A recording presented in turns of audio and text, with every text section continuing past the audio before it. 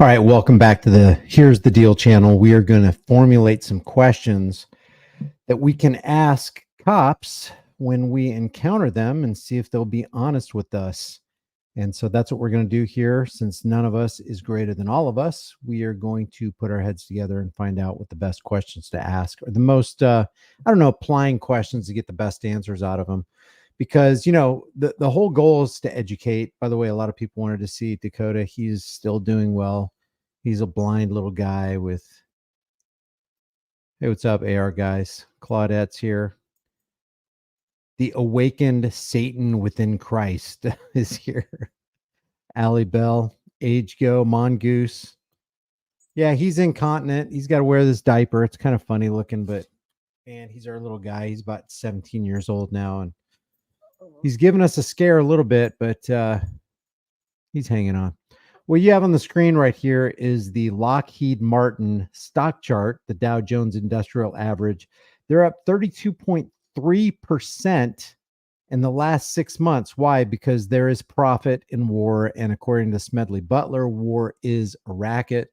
And according to independent and fake stream CIA infiltrated Operation Mockingbird MK Ultra Media, we've got what a lot of people call World War II brewing. There's a lot of pretty disturbing video coming out, independent footage. Let's show some of this. I couldn't imagine.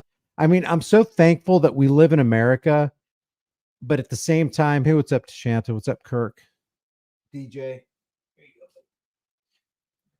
I'm thankful to live in America, but because we've been poking the eye of the tiger around the world for so long, I would not doubt that bombs and missiles start falling on us one day. Would not doubt it. There are so many nations that hate us, not because of our freedom, but because of our empire building and our meddling. And, oh, by the way, under the Bretton Woods Agreement and the closing of the gold window on August 15th, 1971 under Nixon, we ripped a whole lot of nations off when we went off the gold standard. Watch some of this.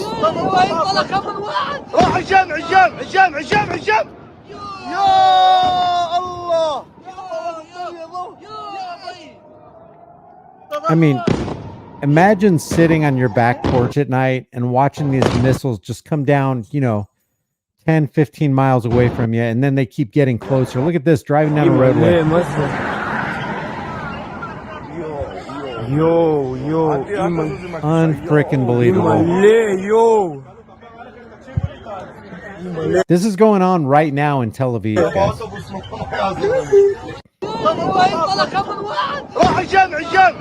That's one video. Let's look at this one here. I haven't seen this one.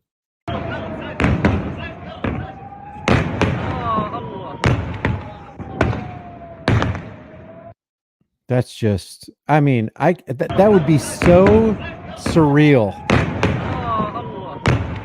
One of these things blows up 500 yards from you, something's going to happen to you. Even if nothing hits you, the percussion is going to be so bad, it could knock your hearing out. It could make you go blind. It could knock you up against the wall, shatter some bones. Yeah, and that's the thing. It's like, oh no, we have to send billions more dollars that we can't afford to Israel double hockey sticks. Guys, we gotta get off. Hold on, let's see this one. Haven't seen this one either. Oh god. Okay, guys, we gotta get off the roof. These are coming down right next to us here. They're coming down. One just about. We gotta go inside. Let's see this again. Okay, guys, we gotta get off the roof. These are coming down right next to us here. I mean, compounding that, we've got what's going on currently in Gatlinburg and West Tennessee and what is it? Is it West Tennessee? No, it's East Tennessee and West North Carolina. You got Asheville basically just completely decimated, landslides, flooding, stuff going on in Georgia. There was a chemical explosion that happened in Georgia. They had to evacuate the entire area because it wasn't safe to breathe the air. Thank you, Sevenfold, for that. I appreciate it.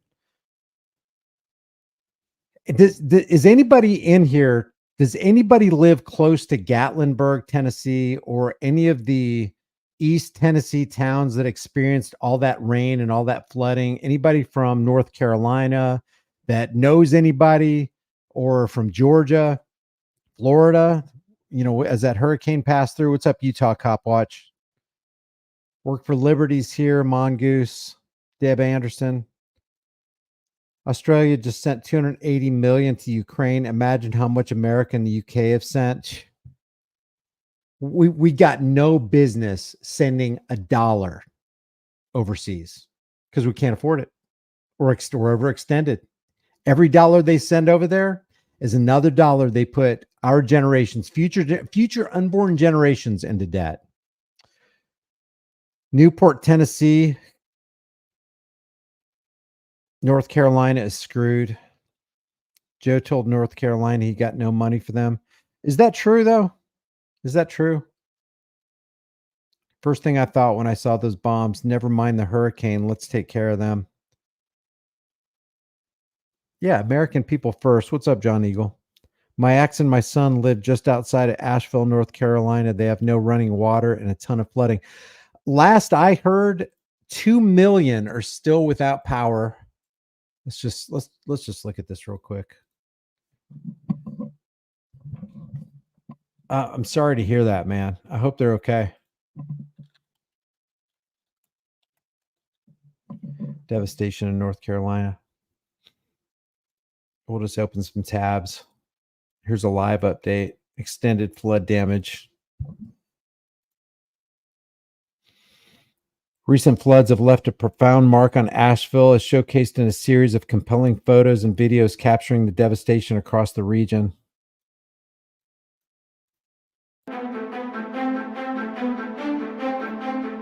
Appreciate you becoming a member. Work for Liberty. By the way, thanks to everybody who's bothered to become a member or support the channel in any way, including the free ways like liking, sharing, leaving a comment, getting engaged. It really does help the channel. Thanks. And by the way, formulate some questions, because this is the main point of this live stream right here. Is we want to get some videos or some questions together that we can ask law enforcement agents in our neck of the woods. You don't have to go out of your way. Just anytime you see somebody pull somebody over, hopefully you're in this habit anyway. Fortunately, or unfortunately, however you want to look at it, I'm in a pretty good town where the cops, man, I don't see a lot of activity. But then again, I'm not out a lot either. So there is that.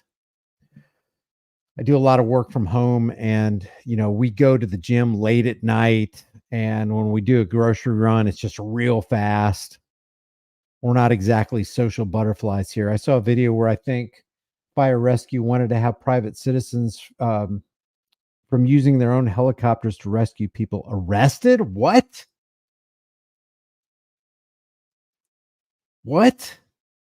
That is utterly ridiculous. People are stranded, people are desperate, and the government's going to issue an arrest warrant for people using their private airplanes or helicopters to bring in much needed food or airlift people in dire straits. Mother Nature is a beast. When you don't look after the environment, she will send a disaster. Yeah, but there is this too. I got to be careful what I say on a live stream. Got to be real careful, but they do admit to this kind of thing right here. Hopefully I can find the Popular Sciences magazine. Let's see. Where's the Popular Sciences article? Popular Science. Let's see.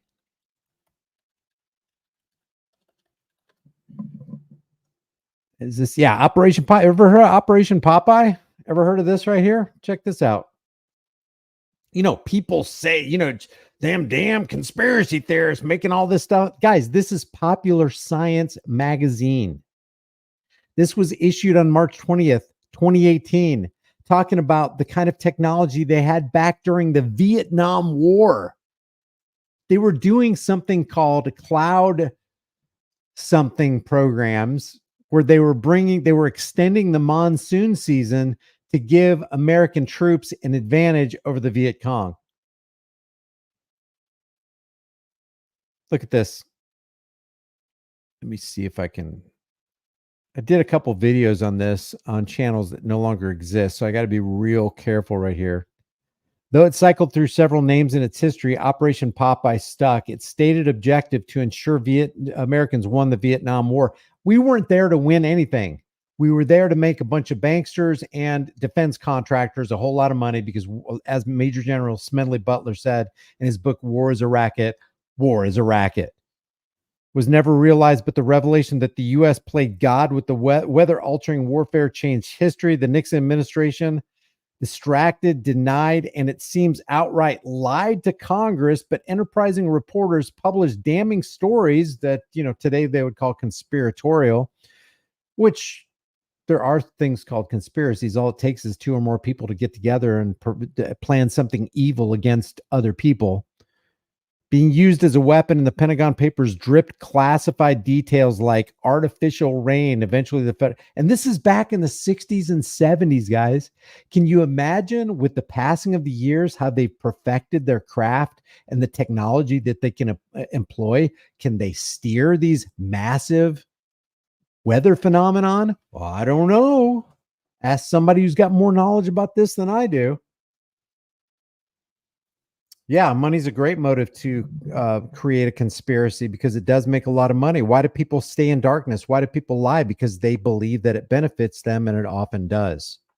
So let's ask a couple questions. Let's come up with a couple questions, and interspersed in that, we can talk about these weather events. We can talk about what's going on in Asheville and Gatlinburg. Have you seen the pictures of Gatlinburg, by the way? Look at this. Gatlinburg, Tennessee. Pigeon Forge, that's where Dollywood is. I've been to Gatlinburg a couple times when I was a kid. Haven't been there in a while. Workers swept away.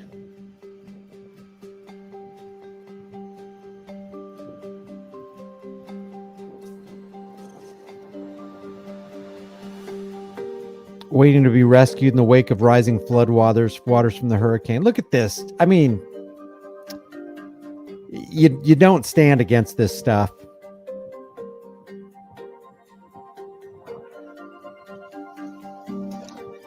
Where cars once drove and mothers pushed baby carriages, the streets no longer exist. They're talking about hundreds of streets in Tennessee and North Carolina and Georgia and Florida washed away. The death count so far from the hurricane, last I checked, was 130. It's probably more now. There were some videos that I saw where the rain, the flooding coming down a hill came with such ferocity.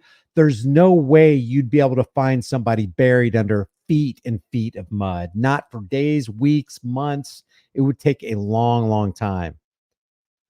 So as to, was this a natural weather phenomenon, or was this something that was, concocted and planned by a bunch of psychopathic misfits who've got that kind of power? I don't know. I got me some speculations. What's up, Sly Shy? Y'all notice most of these happenings in the middle of the night? Yeah, that's the worst. Like dealing with a hurricane, a tornado or a hurricane in the light is bad enough. But now do it when the power gets cut off and there ain't no sun in the sky. That would be horrible. That's when you grab your family and it's like, guys, the buddy system, if we got to tie together with a rope or something, we can't be losing each other though. Buying up the land for mining. I've heard that. I've heard that there's a lithium mine in, I can't remember what county it was. It's somewhere in North Carolina. All right, let's come up with our first question for cops. My first question would pertain to good cop, bad cop. Maybe, you know what? To keep it simple so you don't have to memorize a script, it'd be good to walk up to a cop and just ask them, hey, man, I want to ask you a question. Is it okay if I ask you a question? And whether they say yes or no, you're going to ask it anyway. Are you a good cop or a bad cop? Well, of course. He's going to say a good cop. Well, what makes you a good cop? What differentiates you from a good cop from a bad cop? And have you ever seen a bad cop? Because we hear this rumor that there's all these good cops everywhere, and there are very few bad cops, and we call those the bad apples who are corrupting the whole bushel. Have you ever seen any of those bad cops? And then wait for his answer, and then based on what they answer, okay, so if you've seen the bad cops, what have you done about it as a good cop? Were you quiet? Have you ever falsified a report? Have you ever pulled somebody over? Have you ever used your power just to psychologically mess with somebody? Because I'm telling you what, if you know, and these cops do, they know they're in positions of power. If they know they can abuse their authority, and it is abuse to flip your lights on or get behind somebody and elevate their heart rate. And think if it was an elderly person with a bad heart, you could throw them into a heart attack because they think they're getting pulled over. You know how your heart rate gets elevated and your blood pressure kind of goes up when you see somebody behind you. You didn't do anything wrong, but you got a cop behind you. And you don't know if this is going to be the end of your life because they're quite abusive. So ask these cops, have you ever used your position to just kind of scare somebody, just put the fear of God in them? See what they say. But let me ask you guys, there's, I don't know how many people are in here. I can't see it. Where is it? I do not know. I don't know how many people are in here. Have you ever asked a cop these questions? If you have, put a one in the room. Oh, you know what? Here's what I'll do. Let's do. Here's the invitation link. If you want to come in, just tell us your cop story. If you've had any kind of I'd like to try to stay on the topic, but there's the link. There's the StreamYard link. You can come in. We can have a conversation. Be great to talk to some of you guys. I kind of like this. I like this when we can stay on task and we can put out a video that's got some information that may help somebody in the future. That's what I like about these videos. Hey, thanks, Work for Liberty. Appreciate it. Allie Bell is a member. Work for Liberty's a member. What's the Matter You is a member. So is RC, Mongoose, Bernie Tube. Deb Anderson is here. Deb, welcome to the show. How you doing? I'm good, Brian. How are you? Good. Glad you can make it. Yes, I'm from the 60, love. And my experience with the police was my father was ganged and underlived, and his body was thrown in a creek Holy cow. back in 1973. So I was raised by my auntie and uncle, and as you might not know, Aboriginal people in Australia, they're only 3% of the population, and we're the highest incarcerated. And I was raised around a legendary activist called Auntie Kath Walker. But she was also an environmentalist, a poet, and she taught me a lot about rights because my dad was friends with her, and because he was labelled as an agitator, and one of the police officers that was involved in his death, he became a detective. And I ran into him about 5 years ago, and he sort of knew who I was in public. And because I've done a lot of voluntary community work, I've worked in public service. And when I told him who I was, his whole demeanour just was different. And I said, why would you, as a police officer at the time, you and your colleagues do that to an individual person? And they also paid off the coroner when they did the autopsy. So basically the cops in Australia are just as corrupt as the cops in America. Yes. And if at some time when you get a bit of time, have a look in my community page, and there's now because we just had a national referendum, which I said no to change the constitution. So in Australia, Aboriginal people are classed as flora and fauna in the Constitution. So we're not even human beings. We're classed as flora and fauna. How long has that constitution been enacted? That's been there for a long, long time. And it's the same as your government. A lot of them don't even abide by their constitutions. They don't understand it. And when you call them out on it, and they don't understand human rights or civil rights, and there's plenty of instances where, you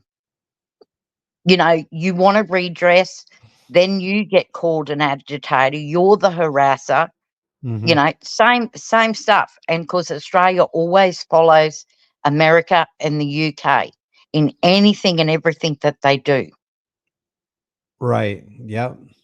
Yeah. And it seems to me that our politicians here in America want to follow what you guys did. Wasn't it the Port St. Charles thing where they took away your firearms in 94 or 96? Yes. Port St. Arthur. Is that what it was called? Yep. That is exactly correct. Yeah, and there was a massive, at that time, they instituted, like, pretty quickly, right? Pretty quickly after that event, they initiated a massive gun buyback, right? Yeah. Where they And made see, it. I also had family members that fought in World War One and World War Two, and when the non-Indigenous soldiers came back from fighting with their comrades, they were given land and with their comrades.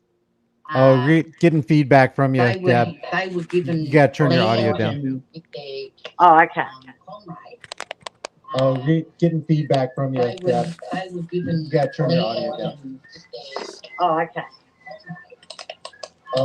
Getting feedback from you, Deb. You got to turn your audio down.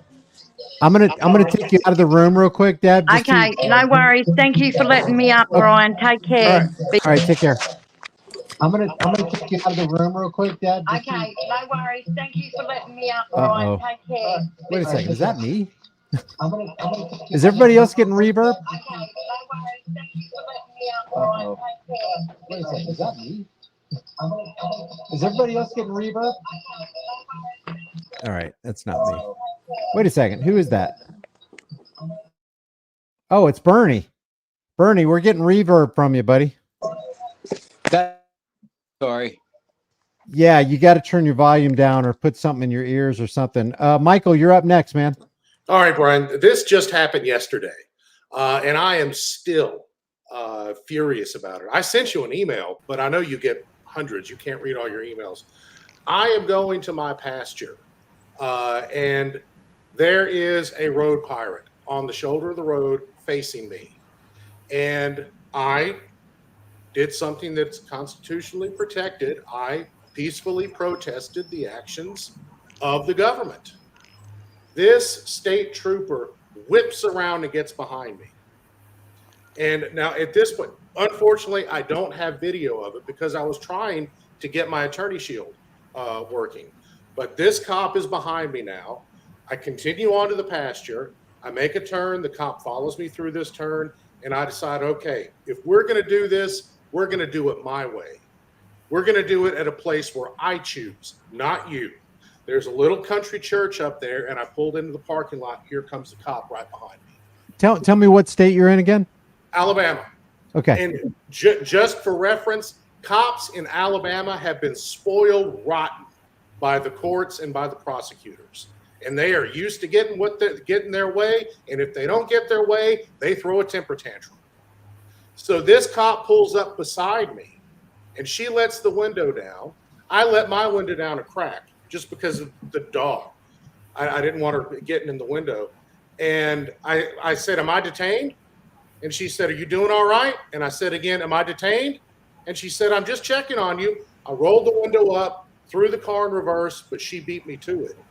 She very aggressively backed up and peeled out of that parking lot. She left about 2 pounds of rubber and a cloud of smoke. Now, I mean, there is absolutely no excuse for this. This was the action of a spoiled brat. and I'm sick of it. And then in hindsight, afterwards, I'm thinking about it. My dog's life was in jeopardy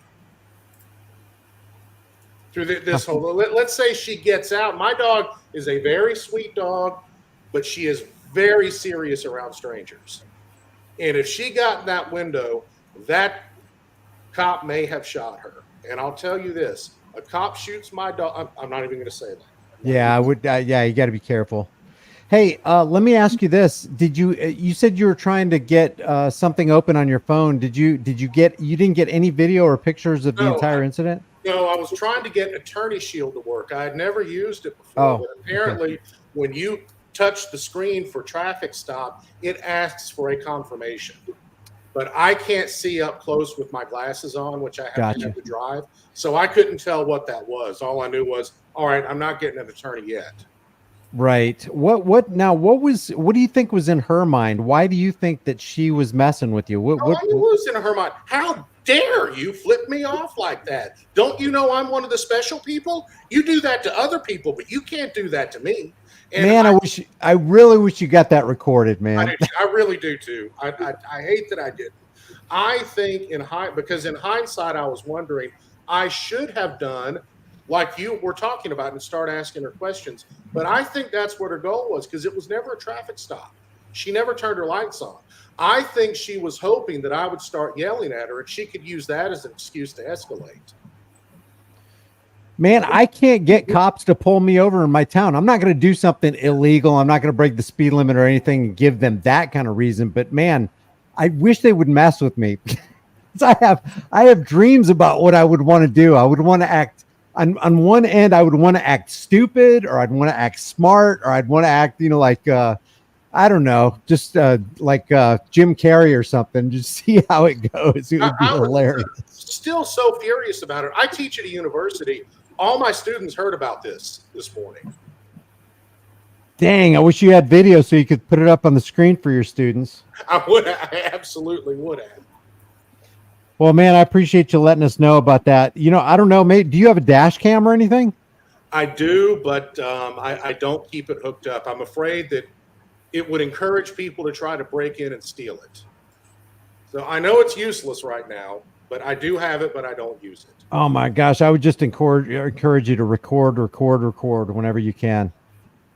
But anyway, Brian, great talking to you. Thanks for having me on. Hey, thanks, Michael. Take care. What's up? What's up, Work for Liberty? Hey, Brian, how's it going, man? Good. How are you? Well, it's 115 degrees outside where I live in Southern California. In Coachella Whoa, what Valley. part? What part? Where? Coachella Valley. Wow, geez, that's crazy. Yeah, it's the hottest place in the country. So you guys were talking about weather phenomenon earlier, and I can relate to that because that's 20 degrees above the annual average for this location. So I'm sure other people in the country can relate as well. Really sad what has happened with the hurricane. My heart goes out to all those people right now. And then on the topic of cops, I missed your stream on the cop sitting there just hanging himself with his words. I can't wait to watch it after this stream because it looks great. I got into the first 5 minutes. But yeah, there's no good cops. And your point earlier, I just want to reiterate, if there were good cops, like legitimate good cops, there could be no bad cops because the good cops would expose the bad cops and run them out of the departments. Yeah, it's that simple. True. Yeah. Yep. And that's all I really have. Yeah, if there was 98% good cops and only 2% were bad, less than a day, done. Now we're back up to 100%, but that's not a reality. Right. And I would even argue that it would only take 10% of each department having legitimate good cops to right the ship, so to speak. But I can't verify that. That's just my opinion. Yeah, I agree, man. Well, thanks for submitting that. You bet. Have a great day. All right, take care. What's up, Cesario? Cesario, you're up. It says you're muted. Your mic is on, but I think you're muted. Okay. Well, you got it? Yeah, I got it. All right. What's up, man? I'm getting feedback. I'm getting it. What is what, We're on it now. are we talking about cops or are we talking about the disasters?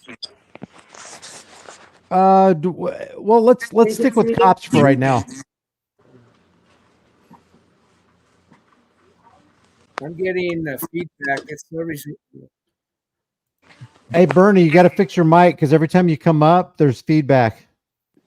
All right. Cesario, try it again. yeah, I'm getting feedback too. I don't hear it. What's up, Random? How you doing, Eric? Toby? Well, it's a delay. Every time I talk, I hear talking again. You want to refresh and come back, Cesario? Okay. All right. Bernie, you're up. All right. Can you hear me? Yeah. Okay. Sorry if I was causing a problem there with it. So here's when you initially did this, you said people to call in with their stories of their interactions with cops. Yeah. And when I was starting out, like as a dad, as an adult, basically, I made it about 5 or 6 years in a small town in the middle of Ohio before they started like, I don't know, milking me for for profit. I didn't really feel targeted at first, but once I got the first driving under suspension or driving without a license, something with child support or something, I lost my license. And then from then on, every time I got in my vehicle, it's like they were waiting for me. And I mean, a few times they literally would be, because I was dumb enough to get in it and drive, and they were, it was easy enough for them to sit down the road and just catch me doing it. And it just turned into this cycle. I mean, for like 10 years or more, I was constantly getting driving privileges to be able to go back and forth to work, or, slipping up, or just there's so many different reasons that they can find to yank your license. And I mean, what are you going to do? Walk? I don't know. Well, you know what's crazy about that is, first of all, I hate the license structure. I think it's absolutely anti-constitutional, anti-natural law, and yet we live in such a demoralized society that law enforcement actually thinks that it's the right thing for you to ask the government for a permission slip to drive and to hunt and to fish. But so that's the reality we live in. But what's interesting to me is they'll take away that privilege and then expect people not to retaliate or turn to a life of crime. Because like you said, if you don't have a driver's license and your job that you use to earn money to feed your kids and clothe them and shelter and all that kind of stuff, you can't do that. So now what are you left to do? Right. It's like, and do I you're turn to a criminal as soon as you get behind the wheel? And I was getting ready to lead into that, because I have 14 years, 5 months, 3 weeks clean time right now. And that all started because I got it in my head that, I was a criminal. And I don't mean to say like, oh, I submitted or something. Like, no, I was able to view myself in a criminal way, because eventually I had to start going and doing a weekend here, a weekend there at jail. So then I'm into this jail environment, right? And like, I mean, what are you going to do when you're plunked into that environment? At some point, you've got to find a way to like exist in that environment. So it can get comfortable pretty quick, but the bad part is you start viewing yourself as potentially criminal. So it makes it easier to move on and do other stuff. Before you might just be a pothead or something, but before you take that shot, you think to yourself like, what am I doing? I'm really seriously getting ready to do this bad drug, And I mean, that's just a factor. You already see yourself there as a criminal. Yeah, that's part of the success of the 15,000 hour propaganda and indoctrination program. You're considered a bad human being if you don't obey the authority. Everything is just so on its head. It's ridiculous. Yep. Cesario, you got your issues fixed? Yeah, I had an open tab and I didn't see that till. Oh man, I hate that. That drives me so crazy. And then you can't find it. It's like, what the heck is going on here? Yeah, that's what happened. I opened tab, clicked it off. Everything's good now. Sorry. All right, go for it, man. I don't know what are we talking about now? Well, just if you cop let stuff? me ask you this question. If you're driving through your town and you see a cop pulling somebody over, do you pretty much mind your own business, or do you get involved and try to help that motorist out and lend your services to record in case something bad happens, or how do you operate? I don't see a whole lot of cops lately, and so I usually don't do anything. But I've seen with the auditor videos what happens when you do get involved, especially with Chile. Man, that was ridiculous. I can't afford to go to jail for some stupid stuff like that. What happened to Chile was really bad. So yeah, Do you ever have an occasion where you see cops and you're able to interact with them on, somewhat of a cordial level? No, I never have. They're always aggressive. At least in Denver, I live in Denver, so I wouldn't say always aggressive, but most of the time they want to turn it around and make it something that it's not. So I try to avoid them as much as I can. Right. I've been on your live stream before, and I told you about my story, what happened, and Yeah. it was bad, I terrible. I wonder what would happen, like if you saw a table full of cops taking a break at a restaurant, if you walked up and pulled up a chair and said, "Hey man, I'd like to sit down and ask you guys some questions. You guys game for that?" I wonder what would happen. No, don't bother us. We only got 45 minutes for lunch and we gotta get out of here, or what? I mean, if you have a camera rolling, then you're one of those guys. Right. Yeah. Yeah. It's like, hey, this is your chance to become a global star. I'm going to Right. put you on the internet. Put your best foot forward. Is that what we're trying to get to, though? A normalcy where we view ourselves as teammates. We're brothers. We're Americans. We're in this together, or whatever, wherever you live. When you see somebody pulled over, it's no big deal. You pull over, you start recording just to add accountability to whatever's going on. Is that what we're trying for? Is to get to where that's like a normal thing, or? Well, I think it kind of is a normal thing right here. Well, especially with Teslas, they got 26 cameras all around them. You Yeah, got cameras right. on street lights. You got dash cameras on the patrol cruiser. You got body cams on the cop. So I think everybody pretty much takes it as a foregone conclusion. If you're just thinking halfway about it, I mean, there's no telling what they can even see from a satellite. I'm sure they can see a license plate from 100 miles out or whatever. But I mean, my goal is to get cops to understand that what they're engaged in can only be amounted to legalized criminality, because they're constantly victimized people, and then they're victim blaming and saying, well, if you made me kick you in the head with your hands tied behind your back, don't you? It's like the most absurd things that could possibly come out of their mouths. Jim, jump into this conversation. What you got, man? Not right now. Hey, Brian, can you hear me okay? I can hear you. All right, good. No, I just saw the conversation going on, and I thought that I would jump in and kind of give you a little bit of my experiences with police interaction over, I guess my lifetime, really. Let me tell you this. So I like for people to understand that in my life, I've had, that I know of, okay, I've had people point guns at me 3 different times. Every time that's happened, they were police officers. And 2 of those times out of the 3, I was told, freeze, motherfucker. I wasn't committing a crime on any of those situations, though. So, can you take us through one of those? Sure. Actually, I was going to tell you about the most recent time I had a gun pointed at me, where they didn't tell me that, but it was like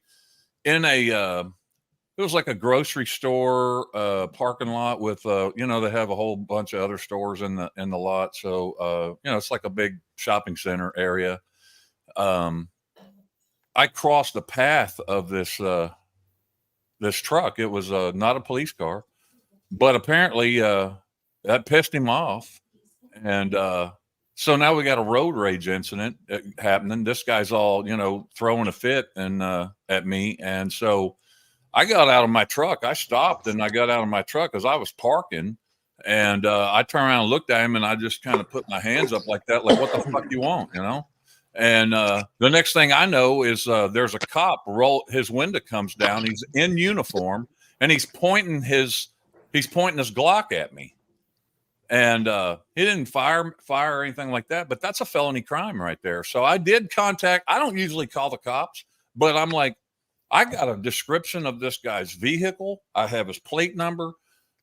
I mean, we ought to be able to find out who this is, right? And he was wearing a uniform, and I couldn't tell you which. I live in the Houston area down here near Galveston, and there's a lot of little towns around here with different, police departments. I don't know which one it was. It was kind of dark inside of his vehicle because all of his windows were tinted, so I couldn't really say it. But the long story short, I did call the local police department, and I reported it, and I talked to a police officer. Oh yeah, we're going to find out who it is. They never got back to me, so I didn't officially go down to the police department, and because I already know the drill. I see what's happening. They're covering it up. That's what they're doing. And that's how this is going to go. But I have confronted these cops at like festivals. Like recently, I don't know whatever it was, they had some kind of festival out here, and so all the cops are making an appearance, and they've got their happy face on, for the public and everything. And I actually talked to a guy who ends up being their public affairs officer, and I told him what happened, and I told him that how come I can't get one of this guy to give me a call? I can't get a sergeant to give me a call back. Nobody wants to tell me who this is. Can you even identify what? Tell me that you have identified him and that you have taken action, but you can't tell me who it is. I mean, you won't even give me that much. I mean, the guy. Did you happen to record the interaction? I do have a dash cam, but my truck was aimed in the wrong direction. So, shoot! I've actually got it's got the internal camera where it faces back into the interior of the vehicle, and that's helped me actually because you can see right out through the back of my window too. So it helps me with like tailgaters or something like that. But you can see them if they're close by. But I wanted to comment also, if I got another 30 seconds here, are there any good cops? And the answer, according to my opinion, is hell no, there aren't. And here's why. Because if I'm a good cop and I go to HR or whoever I'm supposed to report, hey, that Officer Smith over there is, he's not acting within policy. He's acting, out of policy or he's breaking the law. I'm going to be viewed as a troublemaker. Okay.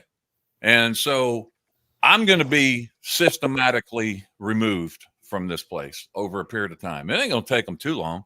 Depends on how much of a troublemaker they perceive me to be. But that's what I'm going to be perceived as. Now, when you say troublemaker, you're talking about being that good cop who's a whistleblower within the department. Exactly. Okay. Yeah. So I've worked over 30 years as a safety professional on a construction sites for 30 years. And so I've had death threats, because I went and did my job and they didn't like it. So when I went to I did go to HR. I told HR perceived me as a troublemaker. So the only real way out of that situation for them and me was for me to resign. Now I gave them some demands, at the time, you're gonna on paper, this is going to look like I've been laid off and I'm going to file for unemployment, and you're not going to block that from happening. And, because if you do, I'm going to take this further, and so, but I'll go ahead and leave. I'll go ahead and go away to make the problem stop, and, so I don't know. I've stood my ground with several of these companies. It's not the same thing. I get it, but it is similar because as a safety person, where you have big construction projects and you have hundreds of construction workers, my job, much of my career was to go around and find people doing things that they're not following the rules, and I'm supposed to point that out and and get that corrected and use our disciplinary action, but and just let me say something, Jim. In that industry, that is typically geared toward a job like that is typically geared toward keeping people safe. Make sure you got your harness on. Is that what you're talking about? Absolutely. Make sure you got your helmet on and all that kind of stuff. Yeah. So you're incentivized by, and might even get a bonus from people being safe and having the result of not many people being injured on the job. Am I right about that? Well, that's what they tell you up front. But what actually happens is you piss people off. And hey, I've been called into, because I worked my way up the ladder. I was in management. I was in corporate management for one company, and my vice president called me in and sat me down in his office and told me that I need to back off and tell my guy that I had out in the field he needs to back off. He needs to stay in the truck, you know. And that's exactly what they told us, you know. So now I understand some of these industry professionals. Like I have a son who's a lineman in Vegas, and it can be a dangerous job. Some of those poles that he climbs up, some of them start splintering and start falling while he's 40 feet up on a pole or whatever. But I understand, like, when you're in that industry, it's like, yeah, dude, I could put the harness on, but it's going to cost me like an extra hour coming back and forth and doing all this stuff. I personally think in the free market, if a person wants to sign a waiver for a company and goes, hey, if I fall 150 feet to my death, I'm not going to hold you liable. So I understand some of those safety regulations that are put in place can be redundant. They can be oppressive, but I think for the most part, it's a little different than law enforcement, who are actually incentivized to, I don't know, meet a quota, and economically terrorize as many people as you possibly can. Hey, can everybody who's not talking deaden your mic, because I'm getting feedback and I'm sure that it's not coming from me. Oh, maybe it's me. Yeah. So if you're not talking, just mute. I appreciate it. Okay. I agree that it is different, but it has some similarities. That's why I brought that up. But as far as police go, so police are working for an industry that uses coercion and threats of violence as their business model. So if that's you working in that industry, you're a bad person, because why would you choose that as a place to go spend your time and then go tell your wife and your kids, look at me, I'm a hero, and all that bullshit. That's bullshit. To add insult to injury, they can do it without liability, without accountability, without transparency. Absolutely.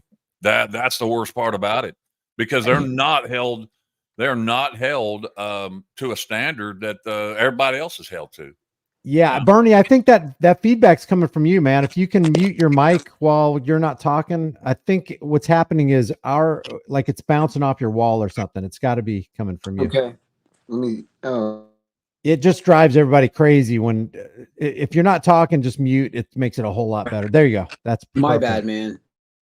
That's all right. Hey, one thing before you leave, Jim, one of the cases I make for there are no good cops because they promise, when they come out of the academy, they promise to not be good cops. And how they do that is they say, I promise I will uphold the Constitution of the United States against all enemies, foreign and domestic, and the laws of the state. Well, as we know, most of the laws of the state, and there are hundreds of them, conflict with just the Bill of Rights. They conflict with the First Amendment. They conflict with the Second Amendment and the Fourth Amendment specifically. So they're actually making a hypocritical promise that they can't possibly fulfill. Plus, they're promising to lay a law on somebody that is unconstitutional. That in and of itself makes the whole thing bad. Absolutely. A case in point would be Jeff, honor your oath, man. He goes around and they constantly are telling him, you can't ask for money. They don't even check to see if he's asking for money. Someone said that he's asking for money. Oh, we have an ordinance here. It doesn't matter what your ordinance is, man. It doesn't matter. That's unconstitutional. The law of the land, if it is SCOTUS, then that would be the law of the land, and we should have that respected by everyone. But obviously, that's not the way it is. They if think I may. Yeah, go ahead, man. Go ahead, Tent, man. How's it going, Brian? Good. How you doing? Oh, so, the issue is we're involved in a mafia war, right? And all we are is the citizens. We have multiple factions of the mafia, which is, you know, the Israeli mafia. I don't know if you guys ever hear of Whitney Webb. I think you might have done a video about her before. Yeah, Whitney is a very, very good researcher. Like, this is all, it's all right out in the open. Is we don't have rights. That's when that guy off the whatever podcast, you know, when they had the ladies on and they tell them that, you know, male and female and all that stuff. Yeah. And when he was on Tim Pool's, he explained that, you know, rights don't actually exist. Rights are force. So that's it. It's the beginning. I love how Brian dances around. You're really good at that. Sometimes you impress me. I mean, I got a lot of disagreements with things that you know, I'm sure you see my comments, but unless you're willing to use force, then you don't have any rights. You know, it's all fine and dandy what all you guys do, Jeff Gray and all those guys that go out there and win a couple lawsuits and teach a few people some stuff. But the truth is it's like a hen pecking around in your yard, right? You're like, we're dealing with World War III right now, where we literally have American troops going into the Middle East and Lebanon's being invaded. It's all the same thing that's happened. Has happened 30 years ago. It's happening again. History repeats itself. And it comes down to one video that I saw there a couple months ago, where, as I've been saying for 6 years now, this is all part of a mass extermination campaign. This is all, it's exact same. Look at all the pictures. That's what they said in this video. Look at all the pictures of after World War II, of the streets. All kids, all children under the age of 14, because they sent all the other people to war, and only thing left was the children and the women. And all of us either go to war or go to jail for not going to war, and they eradicate us, and then they start over. That's what's happening right in front of our eyes. I don't disagree with that. Let me ask you to define a right. You say we don't have them. What do you understand them to be, and what exactly is it that people have? None of it exists. That's what I mean. I can't articulate, like, you know. What I'm saying is, what is the it that doesn't exist? What do you understand? Right. What do you understand rights to be? What I understand rights to be is what we all agree to as what we're supposed to do in order to work harmoniously. And a lot of people say that's passed down by God. I think it's just evolution or whatever, you know. Are you alluding to somewhat of a social contract when you say that? Yeah, for sure. Yeah. Well, if you're saying rights don't exist, as in a social contract doesn't exist, I agree with you. Yep. Is that what you're saying? I'm saying that it's all an illusion. It's literally a waste of time illusion. I've seen a lot of the people saying the stuff that I've been saying for 6 years lately about, you know, like how lackluster, because, you know, he and he knows me a little bit. We never met, but like he says, we got to go by their magic spells. It's like Harry Potter, bro. It's like Harry Potter, not the books Harry Potter, but like living in the Harry Potter universe, where you got to know Expelliarmus and blah blah blah, and then you get into the court and the case law and this, you know, and it's a dance. It's just magic spells, bunch of nonsense. It doesn't apply to us. It does apply to them, right? They're never held responsible. We're the ones held responsible, even for their mistakes. It's a hilarious illusion of nonsense and nightmares. Yeah, I like some people. It's interesting to have this kind of conversation because, and I'm definitely open to it. And I've been waiting to talk to you for 6 years. I've been trying to evolve my terminology over the years, but for the last 10 years, I've been trying to hone in on the concept that authority doesn't exist. Because if authority exists, that means Correct. that means somebody has something that you don't have, in the way of, I can do something that you can't because of the position that I have or the uniform I wear. Well, Are no, we on the because same? what we were taught when we were children, Brian, is that authority was there to protect us. Authority was going to make the world a better place. Authority was like your mother saying, don't touch a hot stove. But instead, what it is do what I say or die. Do you remember that video there a couple months ago came out, maybe within the last 6-8 months, where the actual sheriff quoted William Barr, comply now, complain later, right? Like it feeds down from the top. And, as I've said in all, I don't know if these guys are auditors or not, but as I've said in tens of thousands of videos, comments, our government and their guards are mafia-controlled terrorists, and citizens are considered livestock to be utilized or disposed of as they see fit. And that's it. That's the beginning and the end of the magic spell. I've got no problem with what you just said. Completely agree with it. What do we disagree with? What do you disagree with me on? Well, what you said earlier there, you said about the guy going up the pole, blah, blah, blah, not having to go through the safety protocols. There is a such thing as that. It's called being an independent contractor. Yeah. Okay. What do we disagree with? Nothing. Oh, okay. I'm just saying, in some of your videos and stuff, dude, if you're the guy that reads your comments, you've seen my comments. I don't recall your name, but I mean, I read a lot of comments. So I hang tight though, because I want you to stay on this panel if you want to. What's the matter with you? Yeah, no, I appreciate being allowed on your panel. Do you remember me when I was on Jeff's 6 years ago and I was making fun of your flashlight? You got kind of mad. I got mad because somebody made that doesn't even sound like somebody. I would definitely not get mad if somebody made fun of a flashlight. Are you sure I got mad? Who's Jeff? Jeff who? I just can't. I've been the highlighted comment on hundreds of your videos. I just can't believe you don't recognize my name, 10th Man. I don't even know how highlighted comments get on my channel because I've never highlighted a comment. I'm always the highlighted comment, almost always. Anyway, go ahead, bro. What's the matter with you? Go for it. You got the floor. Hello, Brian, and my friends in the chat. How you doing? Did you want to hear about the most recent cop interaction? Is that still the topic, or? Yeah, go for it. Okay, I mean, I have a ton of interesting cop interactions over my life, but recently, and everyone will soon see the video of this when I post it, I ended up getting stuck downtown Portland.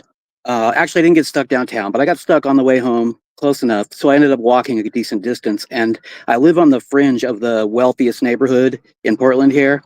And what the rich people have done here is they've blocked off, they've used, I don't know, they've hired some private people or whatever to put up these things to block off the road there, Alameda it's called, so that to try to divert traffic onto the less wealthy people's roads around that area. It's pretty despicable. And they're not even official traffic control devices of any kind.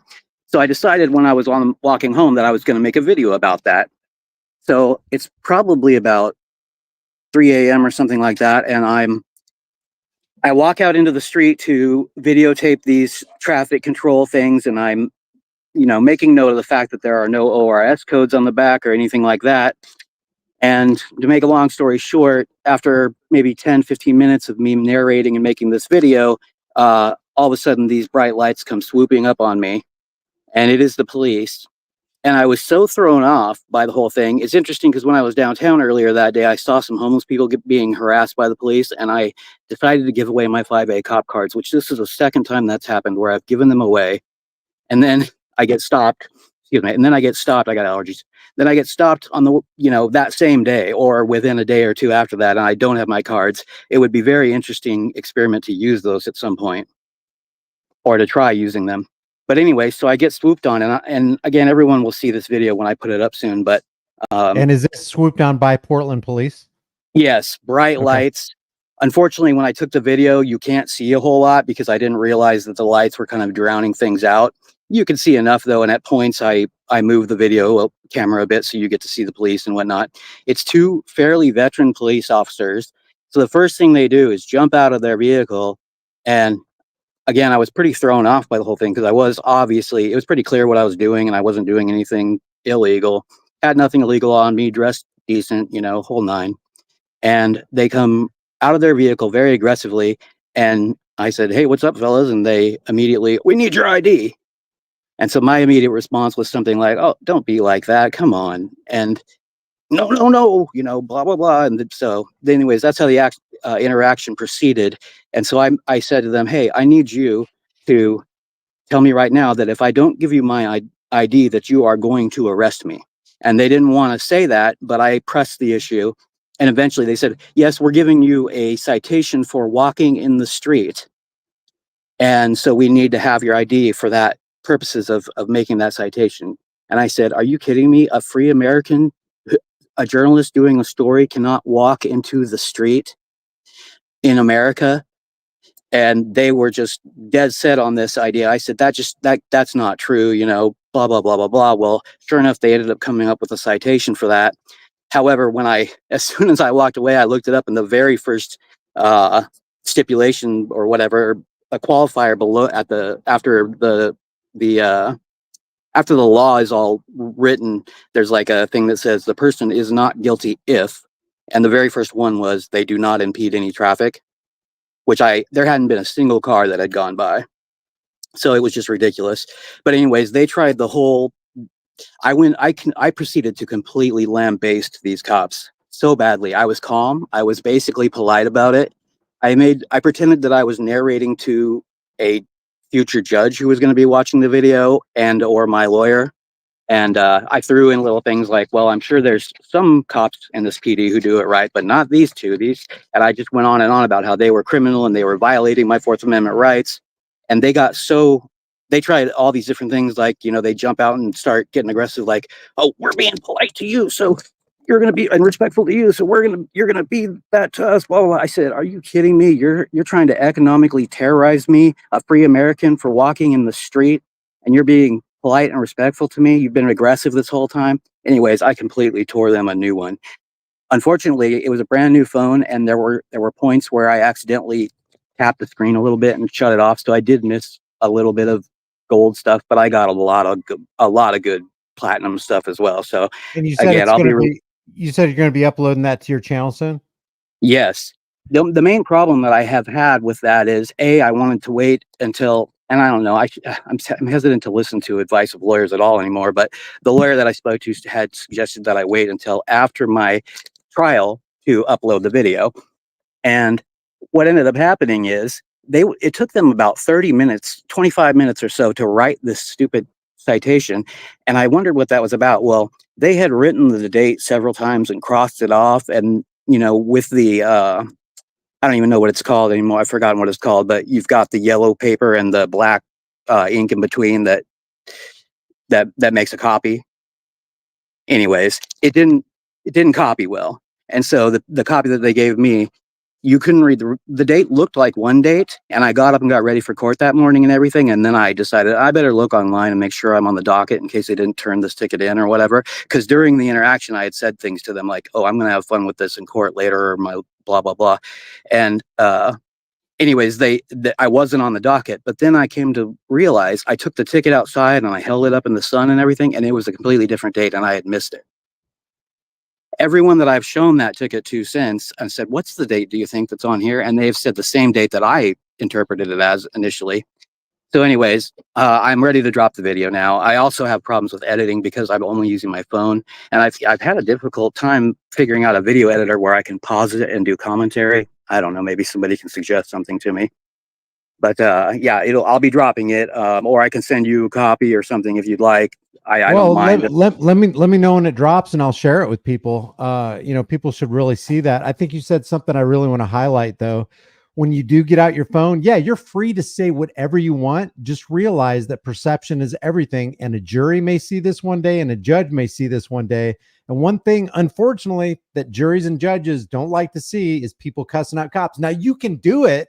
It's fine. I just think from the optics standpoint, it's probably a good idea to make it look like you're as much of the good guy as you possibly can to highlight how bad the guy in blue actually is. And again, Yeah, And that's not Go me ahead. saying that you don't have the freedom of speech. Of course, you have the freedom to exercise whatever you want to do. Flip the cop off. That's fine. I enjoy those kind of videos. But if you want to curry the favor of a jury specifically who's been indoctrinated to have sympathetic feelings for the cops, maybe it'd be a good idea to get them on your side. Right. And it went fairly well, at least for me, because in those situations I tend to not think as clearly as I wish I would sometimes. But this time I managed to, like you said, remain fairly calm and respectful, although at the same time I did, like I said, lambaste them. I had them actually at one point begging, will you please stop describing why we're criminals? And in almost like plaintive voice about it, like they were really getting kind of Are you saying the cop said that? yeah. That's Because funny. I was speaking very knowledgeably about Yeah. and they were just like, will you please stop describing to people why we're criminals? I don't know if they knew I was going to post it, but they did know obviously that I was planning on showing it to the judge and everything else. So they were almost begging me to stop. You know what I call that? I call that the holy water and cross combo. Like the two things vampires hate is the holy water and the cross. If you've got a camera, that's your holy water. And if you got knowledge, that's the cross. And those vampires called cops do not like that at all. Absolutely. But look, the whole boot said something really good. He said, don't make it look like be the good guy. That is what I meant, but it didn't come out right. So yeah, just be the good guy you are, because that light against the backdrop of the cops' tyranny is just going to shine like crazy. I mean, a few times I did when they started to get uppity with me and sit about this and that, or they were trying all of their different normal tricks that they try. And so a couple times I said, no, public servant, shut your mouth. So that's about as disrespectful as I got the whole time. Other than that, I was very respectful. And, it was only in response to their tyranny or they're getting very uppity with me. Now, if this was I wish that I had learned and figured out some of the things since then that I figured out, because now I would say to them, oh, hey, you have a warrant for me to stop me right now, to seize me right now. And if they don't, which they're obviously not going to, I would say, well, then you're committing a serious crime right now. I've got a totally different perspective now on this whole thing. I think that it's a big mistake. For example, case law is clearly unlawful, unconstitutional judicial overreach. It doesn't exist in the United States. It's a fiction. It exists as far as everybody. You don't hear a single lawyer, judge, constitutional or law professor or scholar or anybody else ever talk about this. But the fact of the matter is, judges are not allowed to legislate from the frickin' bench. And that's the way that it's been in this country for, long periods of time. The founders, the founders would have definitely. And it really bothers me now at this point when I hear a lot of people talking about case law and legitimizing it, and they never mention, hey, this is complete judicial overreach completely. It's not an excuse because one judge violated their oath to make a very bad ruling in a single case for other judges to then latch onto that and say, okay, I'm going to now follow suit, especially when there's always case law to support both sides in almost any case. And a lot of times, with Terry versus Ohio and other cases, there's more case law to support the constitutional side than there is. They pick and choose the most based on the most unconstitutional that they can find and the most tyrannical, and the police are doing the same thing. Nothing changed. The day that the Terry versus Ohio holding came down, the law didn't change, the Constitution didn't change. Judges cannot do that. Period. That's too much power for a judge who's accountable to nobody. In their head, legislate Article 1, Section 1, legislators are the only people allowed to make laws and create laws in this country, not judges, because legislators are at least ostensibly answerable to the people. They do it in a public forum. They vote on it. The public, in many cases, can have input, blah, blah, blah, blah, blah. Judges, it's all just the power of a judge. Pennsylvania versus Mims. I don't know if that was a panel of judges or a single judge, but, that's too much power for somebody in a black robe in their head with no public input and no accountability to change the law and change the Constitution. That's not allowed. Can I ask you a question? Sorry. Go ahead. No, go ahead. No, you. Nope. Go ahead. You jumped it. You're no, ahead. I wanted to ask you a question, Brian. So you go for it. Go for it. Okay. So, I had not an argument, but a disagreement with Erie County a few months ago. And he said that he believed that the people in the offices, and he even played a video on rogues, right? Rogue nations. And he believed that the public servants didn't know that they were wrong. And I explained to him, yes, they did. It's just they're so used to people accepting their nonsense, and they live in their head, that they're just literally indifferent to what their policies are. And he didn't believe it. But then James Freeman, in the last like 72 hours, came up with that video where he went to that lawyer that used to be a senator, stole $53,000 or whatever it was, 33,000 from the disabled person. Yeah. All that.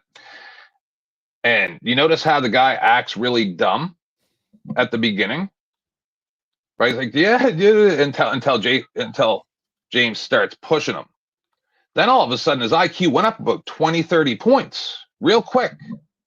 It was amazing to watch the transformation of the guy just being a I'm just a country bumpkin, right? To being lawyer, right? And that's what these people do. They're playing with you. So what I was going to say to the other fella, I don't know who up here audits and stuff, but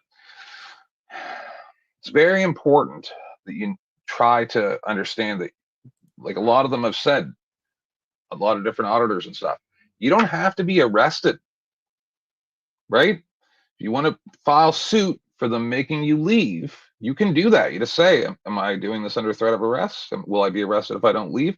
You can sue them just as well. There's no need to get arrested, right? Only go as far as what your finances and your knowledge will allow you to get out of safely.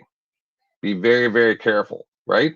That's why I like that I Am Free guy. I don't know nothing about him, but I watch his videos, and he's very respectful. You gotta watch yourself. Don't want to see no one getting hurt out there. Well, not only that, that's a really good point, man. I'm really glad you said that, because I feel like a lot of people feel like they can watch these videos, 10, 20 videos, get this knowledge, not even go very deep with it, and think that that's going to work on the cop that they use it on that particular day, when everybody's different. Everybody goes through different things. There are only certain amount of buttons you can push, and then pretty soon you got the cuffs on you, you're being fingerprinted, and then you got thrown into a rape cage, and you might get raped. Yes. So you got to be, dude, I think one of the most valuable things that has taken place in this live stream right now is what you just said. If you're watching this video, don't think you can be James Freeman or Steve from I Am Free or, Long Island Audit. And don't think that you can pull on the cops that they encounter, what they do, or use their personality. You got to do, because there's a big difference between Sandwalking Valley Transparency, who already said, I've made $1 million or more off of YouTube. It's a big difference between him and Jim Bob Jenkins from down in Oklahoma or whatever, right? And him going out there, and he doesn't have $1 million that he made off of YouTube. James already has a lawyer. It's very important. And 10th Man is referring to I Am Free Inland Auditing Media. If you haven't seen this guy, go to his video section, type in most popular, check out his top 3 most popular videos. He is knowledgeable, he is calm, he's respectful, but he's firm, and he doesn't back down, and it's a really good education. Brian, can I say some stuff? I remember some things. Who's this? Oh yeah, go Fred. Yeah, along with what you guys are talking about, I forgot that there is a such thing called honor and dishonor in law. And there's a line that you cross. When you cross that line, then it makes you look bad, even if you're right. Like, say, for example, Chili's case. Just because he called a cop a pig in the court, so what? Who cares? As far as free speech is concerned. But as far as honor and dishonor is concerned, that got him thrown in jail. He crossed the line, and that's what you guys are talking about. What it was reminding me of. If you're respectful, it might look like bootlicking, but there's a line you can't cross. You have to let them cross the line. When the cop crosses the line, then it looks bad on him, and the judge can see it. Even the people who don't know the difference between, don't know that there's a such thing as honor and dishonor. And you can look it up for more information how that works. But basically, it's honor and dishonor. There's a line you cross. Once you cross that line, then more than likely, you're going in handcuffs.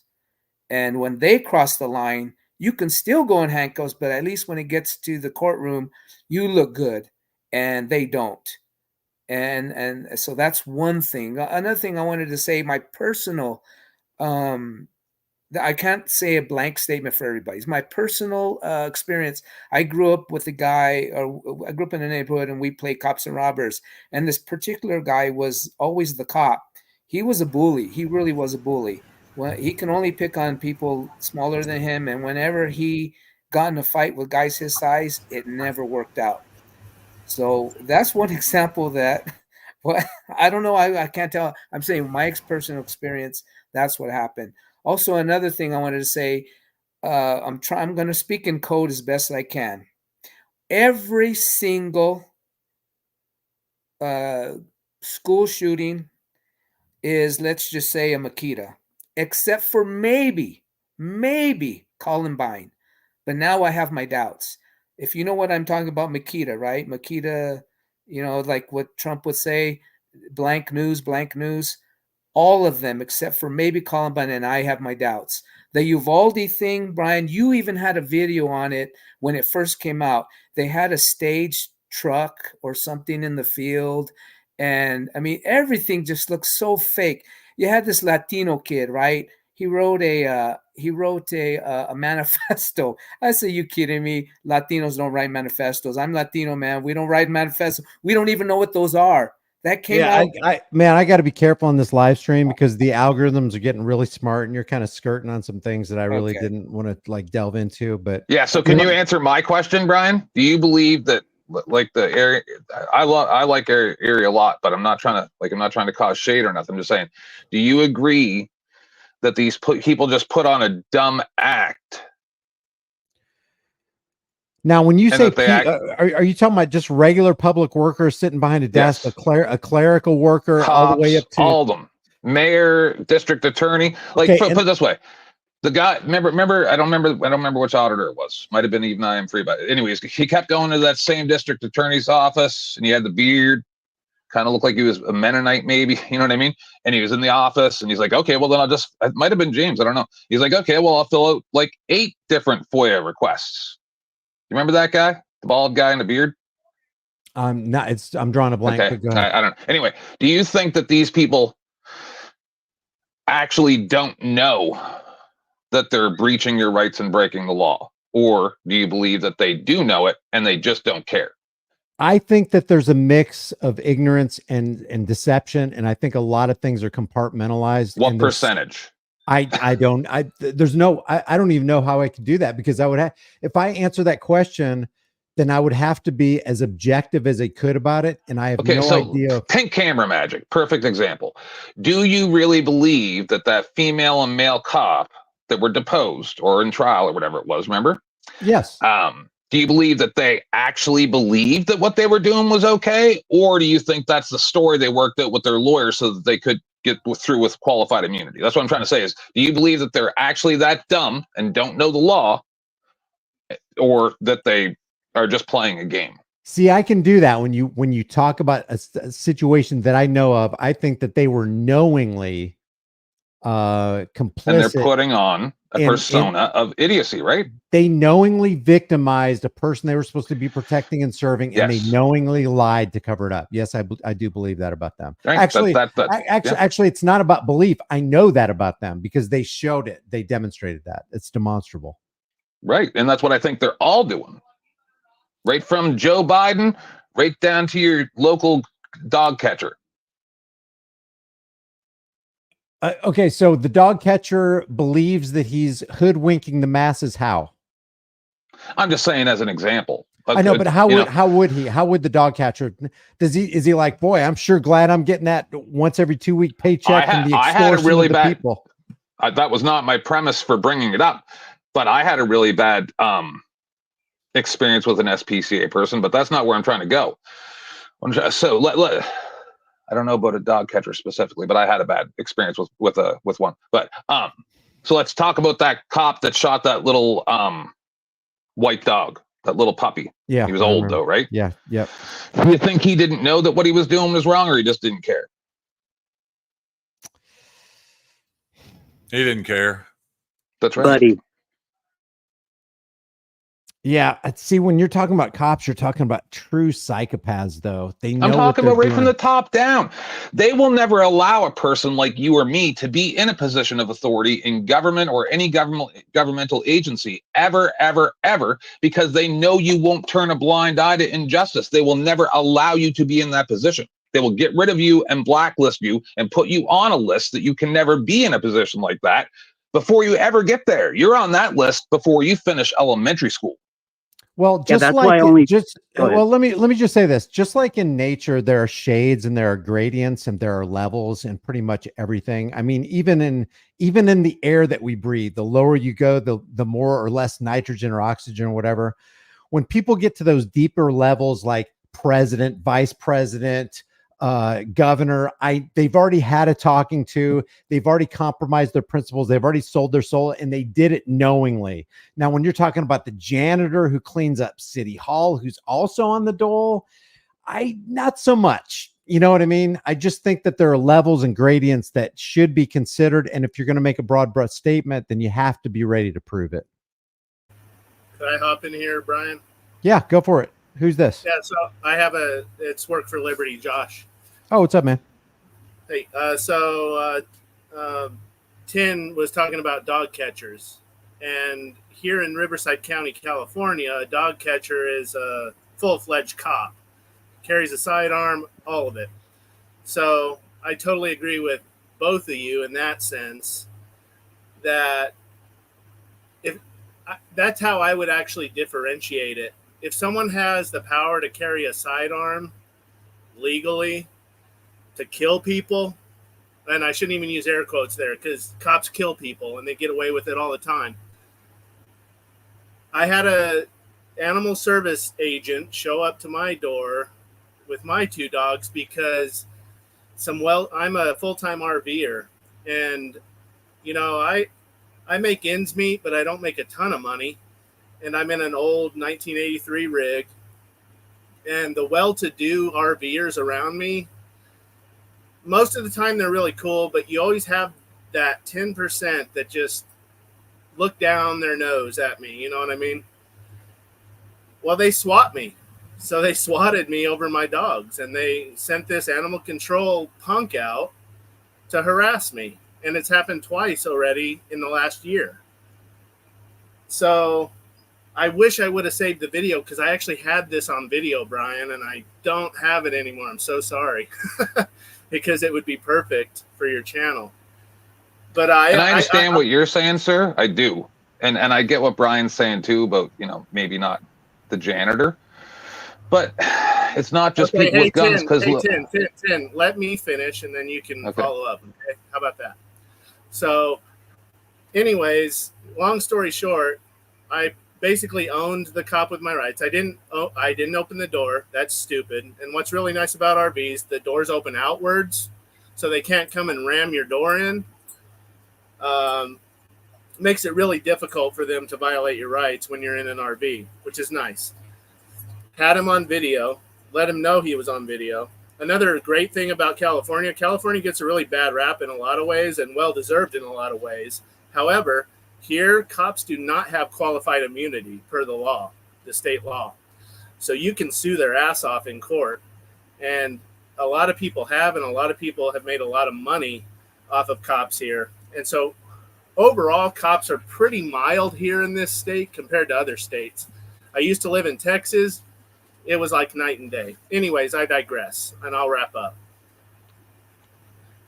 To get back to the point, I think if someone can legally carry a firearm to perpetrate their thuggery on the average person, that's what really delineates between government officials that are complicit, order followers, politicians, order followers, and then you have the janitor sweeping the floor just trying to put food on the table for his family. And with that, I will pass. Thanks, guys. Yeah, no, I appreciate that, man. Thank you. Ron Blevins, you haven't talked yet. You want to shot at it? Oh, wow. Can you hear me? Yeah. Oh yeah, you're clear. Oh, man. Um, wow. I've been grossly violated actually by police riding my bicycle back home from grabbing a pack of cigarettes from the local gas station, maybe less than 2 miles away from my house and my own home. And they put the lights on and actually uh, stopped me on my bicycle while I was on the sidewalk because they said it was dusk, so that I should have a light on my bicycle. I didn't. I was wearing a tank top, surfer shorts, and flip flops. Had no wallet on me, nothing, and they put me in the back of the police car for about an hour running all my I gave them my license. I didn't know at that time that I should have gotten actually very aggressive back with them. I said a Ron, few things Ron, what was the original reason for the stop? because I did not have a light on my bicycle. Did you happen to record it? No, I didn't. I didn't have my phone. I was just getting a pack of cigarettes from the gas station, and I just had cash on me. When was this? When did this happen? Oh man, that was in Margate when I had my own house, back in probably 8 years ago, somewhere around that area. What police station? Margate Police Station, actually. Margate Police. Yeah. Okay. Two police officers, and then I told them, "Wow, I spent 2 years because I did. I spent 2 years in Iraq as a Marine Corps combat engineer, and I the first thing I said to them is, "This is how I get treated." I'm back and I'm a civilian. I've had little issues here and there because nobody's mind is right coming back from that kind of situation, and it was crazy. And then they said that they were also they were in the army over there too, probably MPs, because it's a power thing, it's an authority thing. We regular Marines do not want to be in that type of authority. We just want to finish our job and accomplish our mission. These these people that want to be the ones that confiscate you, they have a power trip, and it's probably coming from high school all the way through. It's crazy, and I haven't met a cop that I have liked yet, and I've had several interactions with them. Okay, so you're in the back of their cop car. What ended up happening to you? They checked all my stuff, and then they let me go after an hour. Did they give you a citation? No. That is like, a lot of people go, well, thank your lucky stars. A lot of people didn't make it through that kind of stuff. It's like, no, that's not even acceptable. Even that right there, hamstringing somebody and hindering them and harassing them for a minute is bad, and we should never accept it. Even worse, I was searched and I felt like I was groped more often than I should have been for wearing surfer shorts and having nothing on me, like groped through the front. Yeah. I'll tell you what, any man who takes that kind of position where they're going to have their hands on the private parts of another man, there's something wrong with that, man. Just right from the get-go. There's something so wrong with that, guys, that I'll try to word this very nicely. You got, and I'm surprised you haven't done a video about this. If you have, Brian, I don't know. I watch thousands of videos, and sometimes I'll watch your video after I watch somebody else's video of the same thing, just to see what you got to say about it, right? The guy that had the gun, and then he invited the cops into his house, and then they wanted to take the gun from him, even though it was put away in its holster and all that. You know the video I'm talking about? It sounds familiar. Go ahead. I just kept, when I watched the most recent one, I couldn't get it out of my head. Just a scene from Pulp Fiction, right? Is what's going to happen, because both his parents were standing there going, "Hold on, what you guys must have done something to cause this. He's very safe. He's an EMT for 15 years, right?" And what's gonna start happening is those parents are just gonna go, "All right, that's enough of this," and just pop.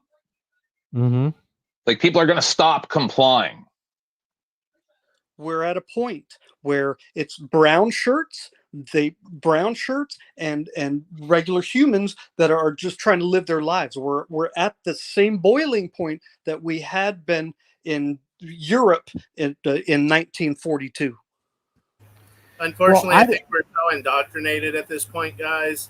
The general population, that is. Like, I don't hold out much hope, honestly. I agree. Right now, yes. Right now, yes. But take into account how many people went along with the narrative during lockdowns and how many people wouldn't this time. You know that saying, I'm totally paraphrasing. I've never committed it to memory, but when looking for monsters, ensure that you don't become one. I don't want to lose my humanity in this. I was watching a video the other day, and I got to confess to you, the drive, I can't remember what state it was. I need to look back in my history and maybe do a video on it. But the trooper pulled the guy over. The guy had a tire issue and he needed a ride, and the cop was, you could see the cop's body camera facing his dashboard because he didn't get out of his patrol car, but the guy came around to the passenger side and popped the cop once, and then went around the other side, finished the cop off, shoved him over into the passenger seat, and started joyriding in the in his own cruiser. cop car. Yes. Has anybody seen that? Which we condemn wholly. We condemn that wholly. Absolutely. But I found myself only saying, and I used to say, God, that poor guy, like he was going to help take him to the next store so he could get his tire inflated or whatever. And now I said, well, that's one less person on the street to economically terrorize somebody. And I'm like, that's kind of scary. I don't want it. I don't want to have that kind of mindset, but that's the first thing that popped into my mind. Absolutely. So we got to be careful. That's why I think meditation is probably important, to bring yourself back to center and go, you know what? I am a human being, and I'll be danged if I have these psychopaths make me become a psychopath because I hate the monsters so much, you know? You asked if what my difference of opinion was with you. Just one thing that you say in your videos sometimes, and listen, I don't have this memorized either. I had to Google it, but your power corrupts thing that you say. See, I watched a video a while ago, and it's a little different than what you say. It's actually. Go ahead, Lord Acton. Go ahead. It's actually, power tends to corrupt, and absolute power corrupts absolutely. Great men are almost always bad men, even when they exercise influence and not authority. There is no worse heresy than the office sanctify. Oh, there's no worse heresy than the office sanctifies the holder of it. Then there's no worse. I don't have my glasses on. I don't know where they went. There's no worse heresy than the office sacrifices the holder of it. I don't know if I'm reading that right. I may have been taking some of the devil's lettuce and I can't find my glasses. The devil's lettuce. Power tends to corrupt, and absolute power corrupts absolutely. Great men are almost always bad men, even when they exercise influence and not authority. Still more when you super add the tendency of the certainty of corruption by authority. A more apt quote has never been spoken. That just says everything. I mean, anybody that wants to be in an authoritative figure, from the police to legislators in Congress, they're pushing to get in. This is becoming their career, and they're motivated to go into that. That already says something to me that they need to feel either a benevolent beauty figure over the rest of us, tiny beings, or they need to feel the power that the police have on a daily basis, that they can do whatever they want to us, and incredulously. That speaks to it all. It just seems like that they're gravitated to that position. Yeah, actually, that's I'm glad you said that, 10th Man, because power corrupts is kind of an absolute, and it's kind of it's kind of hard to get out of the pigeonhole of absolute once you've laid the groundwork for it. So yeah, that's what. I'm the closest thing you have to a stalker, sir. That's why. That's why sometimes I add to it power attracts the corruptible. It does tend to attract the corruptible, it seems, because Yep. it seems like people who don't want power over others never put on the ring of power. Very similar to the clergy. Oh, very similar. Yeah. Oh, absolutely. And one thing I wanted to say, because somebody brought up about legalese and case law, I think a lot of things changed really early on after the signing of the Declaration of Independence in 1803 with Marbury versus Madison. Because while some people draw out of that quote something to the effect of a law that's repugnant to the Constitution is null and void, the overarching theme of Marbury versus Madison was the Supreme Court justices laid down the law of judicial review. In other words, they became the clerics for the state, saying, yeah, you can read your Bibles, but we interpret the Bible. Yeah, you got the Constitution, the Bill of Rights, but we're going to tell you what a well-regulated militia is. You know what I mean? So if they can define the terms, then they hold the power, it seems. Even the Institute of Justice, though, they say that judicial power is the power to make determinations of law in individual cases. So Let's that doesn't. not forget that they're selected by presidents. I know. Let's see. Bernie, did you have something else to say? I really wanted to say thanks for having us all on like this. I think this has been great, and I love the way you host your channels and everything that you got going on. I think it's great. I just wanted to say thanks, and it's a shame that we have to drive around on the streets of this country with our buttholes puckered in fear every time we see a cop behind us. I mean, even if you're not doing anything wrong, you know that tinge of anxiety and just anxiousness that you get when they're behind you. It's ridiculous, and we just lost the humanity. That's what it is. If humans treated each other as humans, regardless of their title, regardless of their perceived authority, then we could see some kind of livable circumstances. But humanity's lost right now. Yeah, and that's why I think it's valuable when you do approach a police officer, you realize, okay, this is a human. He's involved in some major deception and corruption in that police department that he's in. Let's see if I can bring him mentally outside of that uniform so we can stand toe to toe as men and deal with whatever issue we have before us. Yeah, Right. we all have the right to travel.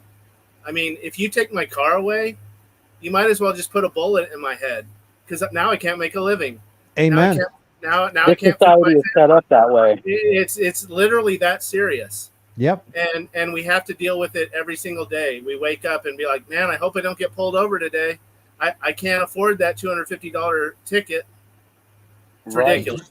You miss a I was day of shocked to work, see that. and it's almost unlivable. It's like an unlivable check with a day missing. I mean, sorry, I didn't mean to interrupt. And guys, that is true power right there. If you have somebody who has the power to take you outside of your life where you're actually using your time and labor to feed your family, that is some serious, sinister power. And man, if there was ever going to be a smelling salt of reality to make a cop or a judge or a legislator wake up to that reality, and if that doesn't work, I question if there's any humanity left in that person. My driver's license has been suspended for 15 years. Say somebody just said something. What did you say? I said my driver's license has been suspended for the last 15 years. I had a case where I was on the side of the road, and I knew that the way that police are, so I took my keys out, put them underneath my truck box. I was feeling kind of sickly. I was on these new psychiatric medications, and I went back and I sat in my truck. And then when the trial came, I had a public defender, and they rescheduled the trial 6 times. And by the 3rd time, she said, well, if they're not ready by the 4th time, I'll ask for a dismissal. She didn't ask. The 5th time, I spoke up midway through because she clearly wasn't going to ask again. And the judge was about to dismiss my case. And I swear the public defender was working for the state, because she actually interrupted him. He was pissed at the DA, asking him, could you get your crap together, this, that, 5 times rescheduled. Could you even be ready by the next trial? Anyways, he was about to dismiss my case, and she spoke up and said, well, if we can't get a dismissal, can Mr. D get back on public defender back eligibility for public defendership again because it's been so long that he's been dropped. And everybody in the courtroom was like, "Oh my God, what are you doing?" And my case didn't get dismissed. Well, surprise, surprise, by the 8th trial, I didn't get any notification. And so I was found guilty. And I just was so angry that I refused to do anything. I ended up having to do something like 40 days in jail over the whole thing. And my license has been suspended for 15 years because I'm not doing it. I mean, that might be more harmful to me than to them. But I just was like, I'm not doing any of this. But yeah, it is devastating. It is absolutely devastating. I was surprised to see that Congress had actually passed this resolution or whatever to get people back their driver's licenses who are suspended for owing money and a whole lot of other reasons and whatnot. I was really shocked to see that they actually did something for the people, but they did do that recently. Wow. You were found guilty without due process? Is that what you're saying? Well, because I didn't show up for that 8th, I got no notification for that 8th trial. And I think they were basically they had no case. My UA came back clean. I overheard the assistant district attorney say that to the district attorney, and I had been a little bit worried I might have some THC in my system or whatever. So when I was at the hospital, the cop was busy flirting with the nurse. I had filled up my UA partway with warm water anyways from the sink, so I knew it was going to come back clean regardless, or fairly clean. But yeah, it came back completely clean. They had no case. The one witness that they originally had who they had said that I had rolled forward through a stop sign, passed out, which just wasn't even true. I was completely parked again. I took my keys out and put them in the back of the truck, under the truck box, because I know how they are about this stuff. If you even have the keys in your pocket and you're in control of the vehicle, supposedly, they can give you a Dewey or whatever. I just had a feeling, especially in my neighborhood, like I said, it's like the Alameda Ridge is like the wealthiest neighborhood in town. And I had a really nice brand new truck and everything, but I just didn't trust it. And sure enough. And so anyways, the one witness that they had who had collaborated their lies on their police report had backed out. And they had harassed them so much, I believe, for one reason or another, they had moved out of the state.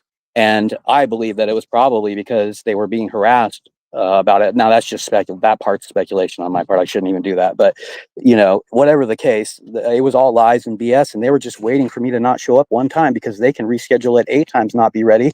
But the one time you're not ready or you're not there, boom, you're guilty. Yep.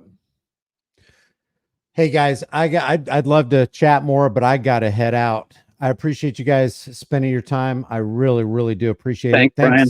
Hey, also, Brian, if I have videos to send you, could I send them to you? Because I have a video of a training session of an entire 30, like it's a school thing, of 30 police that is very aggressive, and it's assault oriented. And I would like you to see that.